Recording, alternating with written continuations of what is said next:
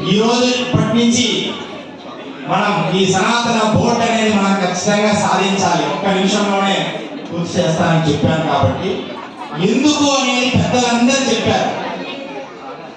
అయితే మనం దీనితో పాటు ఖచ్చితంగా ఈ సనాతన ధర్మ బోర్డు వస్తే మనం ఎన్నో కార్యాలను దిగ్విజయంగా సాధించగలుగుతాం.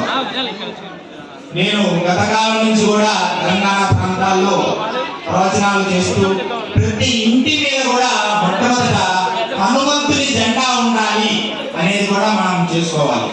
మన పిల్లలకు ఈ సనాతన ధర్మం గురించి తెలియజేయాలి అనేది నా అభిమతంగా తెలంగాణ రాష్ట్రాల్లో పర్యటిస్తూ హనుమంతుని జెండా ఇంటిపై ఉండాలి, రామనామ స్మరణ నేర్పించాలి.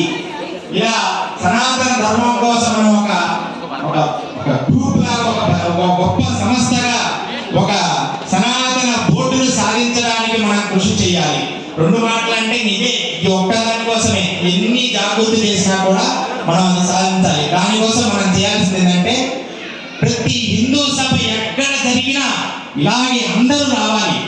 అందరూ ఒక కాగితం హిందూ సభ అంటే సార్ అందరం ఒక దగ్గరికి అందరిని బొట్టు పెట్టి పిలిచినట్టు అందరు రండి రండి అని పిలవాల్సిన పని లేదు.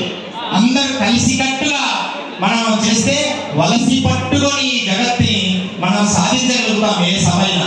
ఇలాగే ప్రతి కార్యంలో సనాతన బోర్డు వచ్చేంత వరకు కూడా మీ అందరి ఈ సహకారం ఇలా ఉంటే మనం ఖచ్చితంగా సాధిస్తాం. భారత్ మాతాకి జై శ్రీరామ్. ముఖ్యంగా గోసేవ వేరే ఒక కార్యక్రమం ముఖ్యమైన